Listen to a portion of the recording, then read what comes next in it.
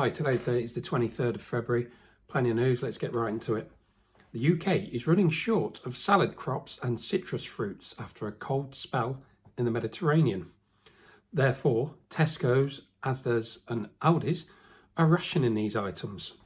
Now, I was in Asda earlier today and there was plenty of all of the items, so yeah, there's that ration word again.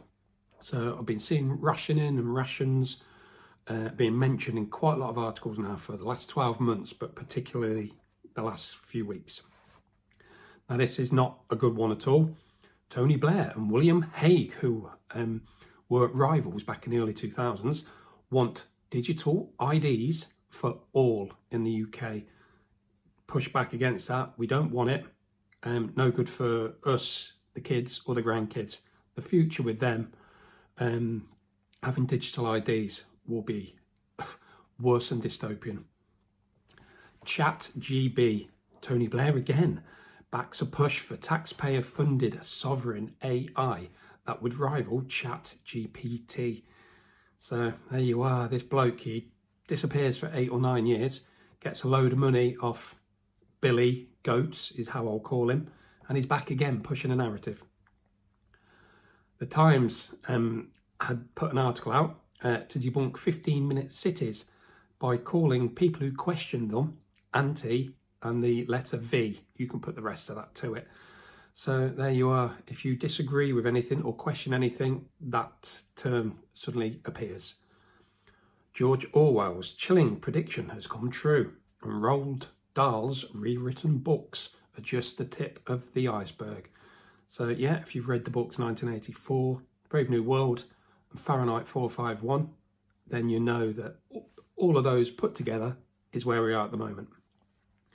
In the US, universal income programs are spreading countrywide.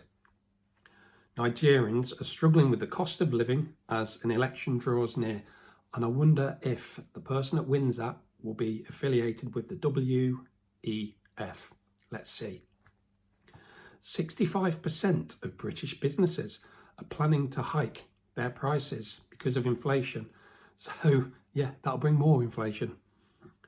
Thousands of holiday makers flying from Heathrow, just south of London, might get a £25 ULEZ tax this summer. So that's the ultra low emission zone. So yeah, it's just getting silly now, all this taxing, getting us out of the vehicles. And more tax. Jeremy Hunt rakes in record tax receipts from workers and capital gains. Now, this seems to be the Western playbook. They're going to tax us into oblivion. UK energy suppliers will get competitive again this summer, so we might be able to actually bring our utility bills down. But they won't be where they were 2 years ago. Heat pump sales hit record high in Europe. But in Britain, the heat pump revolution has fallen apart. So complete polar opposites there on the articles. I never know what to believe. So there you are. 4-day week in the UK makes companies more profitable, a study says. I don't think so myself personally. The UK is barking up the wrong tree, trying to get over 50s back to work. And then Jeremy Hunt comes in again and then states that he wants to scrap tax-free pension lump sum to end the surge of early retirement. So in essence, they want you to work until you fall down dead. A think tank wants to encourage mothers in low-income families into work. So my thoughts are so that they can get the kids early and they can put them in the centres for indoctrination. A company called Jump, J-U-M-P, has won the N.H.S England's contract to develop a carbon engagement tool. So this is where they're going to start measuring the carbon output of the staff. I mentioned about a year ago about the Doconomy, D-O-C-O-N-O-M-Y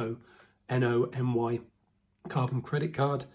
They're going to sell it as having fantastic benefits, and then suddenly you'll be stopped from buying meat, getting petrol, diesel, chocolate, pizzas, drinks, anything that's bad for you.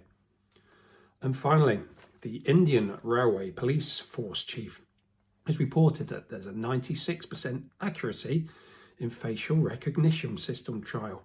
So if you haven't already, I'd recommend you and your family getting balaclavas. So please pass this on to as many as you can, and I'll see you on the next one.